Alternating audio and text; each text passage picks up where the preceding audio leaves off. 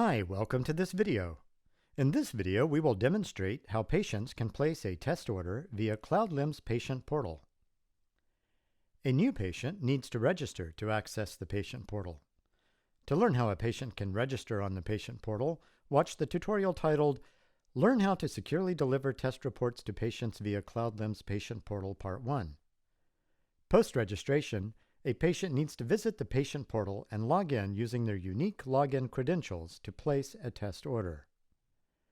As a first step, the patient needs to go to the Personal Details tab and press Order Test. Enter test order details, such as external sample ID, collection date, and collection time. To select a sample type, click Browse, select a sample type, and then press Select.